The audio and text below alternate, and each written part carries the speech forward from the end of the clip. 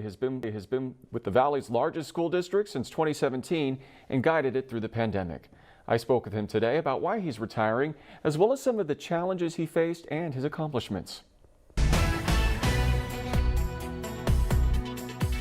Scott, let's get right to it. Why are you retiring? Well, it's time. I think that's the best way to say it. You know when it's time. I've put in 32 years, had a very blessed and wonderful career. So at the end of that 32nd year, I'll be ushering my 6th graduation class across the high school stages here in Desert Sands. We'll have completed over 5 years in Desert Sands. So it's time. There were some telltale markers that kind of came my way recently. Probably the biggest thing is to find out last week, added, with a gender reveal on Sunday that I'll soon be a grandfather to a granddaughter. And that just happens to coincide with my retirement date. So this will be that time where I can turn around and support my family, who's sacrificed a lot over the years so that I could have a successful career. That's wonderful. Congratulations on becoming a grandfather. Now, I have to ask, or I wouldn't be doing my job, are you really retiring, or is there a possibility that maybe we see you work somewhere else down the road? Well, I told you I'd fill in for you as needed. That's not going to happen, Scott. Okay. I'm sure you haven't heard or seen the last of me. I'll contribute to the Valley. I will continue to contribute to the Valley in various ways. I'm on several local boards and state boards, national boards. So I'll have plenty to do. I just need to clear my calendar a little bit to really focus on family in that first chapter of what's after superintendency. So I'll continue to find ways to give back. And certainly my wife has a very successful career here in the Valley as a classroom teacher, instructional coach specifically. And this will allow me to support her as well. But I just need that flexibility on my calendar so I can put the energy in to my new grandchild and supporting my family, my family back in the Midwest as well. And certainly Desert Sands will always be a treasured family as well. Absolutely. So we'll still see you around here in the Valley. What would you consider some of your greatest accomplishments during your time with the district? Well, I survived COVID as a leader. Now, probably on a more serious note, granted, COVID presented some unusual leadership challenges, unprecedented leadership challenges. I would say that I'm very proud of our board, of our staff, of our community, that we were able to gracefully walk and progress forward through a global pandemic. We were the first district, as you know, and one of the few that brought kids back earlier than later to in-person instruction following the emergency school closures. So I'm extremely proud of that. I think we've been very measured and logical in our approach to that. So I applaud the entire Desert Sands educational community for that. What I would probably consider a fingerprint on the district, if I leave fingerprints, would be the district's innovative culture. I think we've really created an innovative mindset in Desert Sands.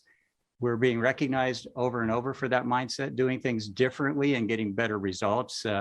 3 California State School Boards Association Golden Bells in 3 years, 2 specifically this year, which is unheard of.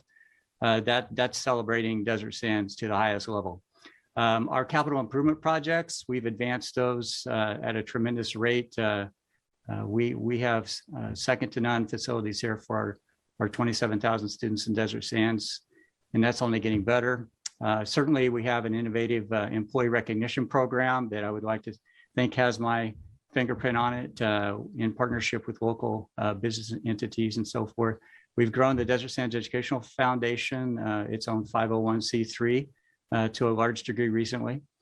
So yeah, I could go on and on and on, but every acclimate I want to celebrate is definitely a tribute to the dedicated professionals in this district, all 2,800 of them. Coming up, part 2 of my interview with Scott Bailey. More on the part 2 now of my interview with the retiring Desert Sands Superintendent, Scott Bailey. And you mentioned COVID and some of the challenges that the district faced. And I know that you supported the district following county, state, and CDC guidelines when it came to the virus, despite a lot of pushback from a vocal group of parents and people who actually protested the district safety plan for months. How challenging has that been for you? And did that at all play into your decision to retire? Oh, it certainly didn't. Even if there were no pandemic and certainly no conflict, you just never know when the appropriate time is to retire because you think the work isn't done. Certainly the pandemic has presented more work, different ways of doing things, more challenges. That work will continue. So no matter when you decide to retire, even in your profession, I'm sure, there will still be work that will need to be done. So I just have to come to that realization. As far as the conflicts that you see across the nation, it certainly, we have to respect individual rights, 100%. And we very much care what our community is saying.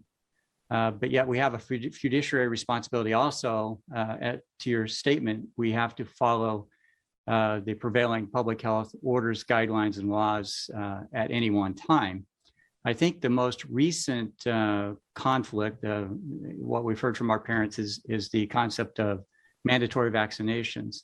At this point, the governor, that's Governor Newsom specifically, has indicated he wants the COVID vaccination added to the required vaccination list for private and public school entrants. The soonest we see that playing out would likely be for the next school year 22-23 in its current trajectory. So right now we just have the governor indicating that he wants this vaccination added to the list.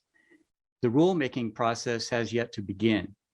So once we know what the rules are, then we can better respond to the community's concerns. Because right now we don't know, are there going to be exclusions allowed?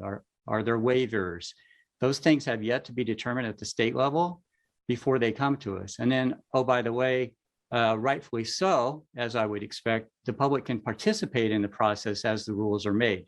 So I'm closely monitoring California state websites, the CDPH specifically, to see when the rulemaking process will begin and how the public can participate, myself included, and what we desire as a rule around mandatory vaccinations. So we have full transparency, open ears, open eyes, love to hear the public's input around it because obviously these are parents advocating on behalf of their children and they should. So that's kind of where we are in the status moving forward. And it's important to remind everyone, you're still going to be around through June, which is when the school year ends. But I'm curious, what are some of the biggest challenges you think the new superintendent, whoever steps into your shoes, will have to deal with? Well, I'm sure they'll get a call from Peter Dowd to do an interview in the first week, and that will be intimidating. That'll be 100% true. No, I mean this in all honesty, and I know I may have rose-colored glasses on, but because a year ago, I wouldn't think we'd still be here in this journey through the global pandemic and these challenges that are associated with that pandemic. But I think the new person, that what I really hope is they're taking the driver's seat and we see COVID in the rearview mirror. And I hope as I get to that point in our journey, as we continue down that road to the end of June, when I exit to retirement, I honestly think we'll see COVID in the rearview mirror.